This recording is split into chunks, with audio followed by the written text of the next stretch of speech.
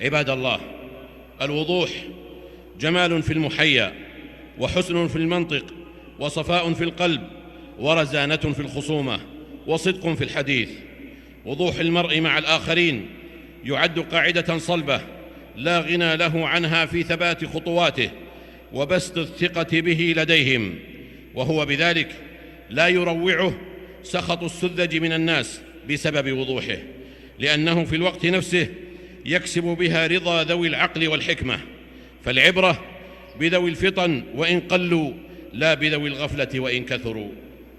الوضوح عباد الله فيه معنى الصراحة والبعد عن التكلف والتصنع. والوضوح كتاب مفتوح يقرأه كل أحد، هو باب مشرع لكل والج بعقله ولبه، وهو أس رئيس من أسباب القضاء على سوء الظن والازدواجية والانفصام.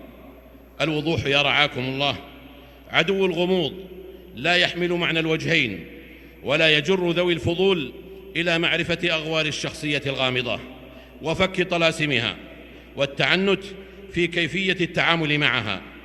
المرء الواضح سهل المعشر، جهره ليس نقيض سره، يفهمه أكثر الناس ويألفونه. لين العريكة، لم يتزمل بما يبعده عن الناس ولا يقربه إليهم. المرء الواضح يرى نفسه والآخرين، بخلاف المرء الغامض فإنه لا يرى إلا نفسه. لذا تجدونه انتقائيا في حياته، وصوليا في مآربه، فقد يرى بعين العداوة ما من شأنه أن يكون بعين الرضا، والعكس كذلكم.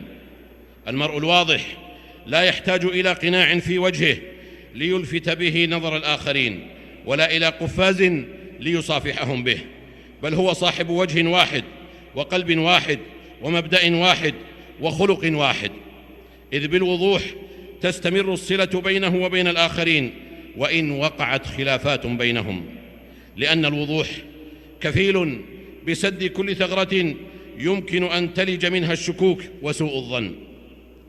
وفي مقابل ذلكم تنقطع الصلة بينه وبين الآخرين إذا ما اعتراها الغموض والإبهام، لافتقارها إلى ما ذكر آنفا. فإن للناس نفرة ظاهرة من صاحب الغموض، لا يدرون أراض هو أم غاضب، أمحب هو أم كاره، أشاكر هو أم ناكر، أمنقاد هو أم مستنكف. فلا يقع خوف الناس من أحد وتحيرهم فيه إلا لغموض يجدونه في شخصه، ولا يبسط اطمئنانهم به وثقتهم إلا لوضوح ظاهر عليه. فوضوح المرء مع الآخرين من علامات نجاحه في كسبهم لا في فقدهم، وفي لفت أنظارهم إليه لا في صرفها عنه وتحوطهم فيه. لأن الغموض لوثة تعبث بشعور الآخرين، والعبث بحد ذاته معرة أخلاقية أعاذنا الله وإياكم من غوائلها. فعلى المرء المسلم أن يكون واضحا في أقواله لتتضح الكلمة ويتضح مدلولها، درءا لأي تفسير خاطئ، لأن الأفهام تتفاوت والألفاظ حمالة. وكذا عليه أن يكون واضحا في أفعاله، فإن ذلك منقبة له ومحمدة. وليحرص على ألا يجعل ذهابه إلى الناس غير رجوعه منهم، ولا حضوره بينهم خلاف غيبته عنهم. فالوضوح شعار الصادق، إذ يستوي فيه مظهره ومخبره. ولا تك ذا باطن في الورى يخالف في طبعه مظهرك، وصاحب نصوحا تسر به ففيه الوضوح إذا بصرك.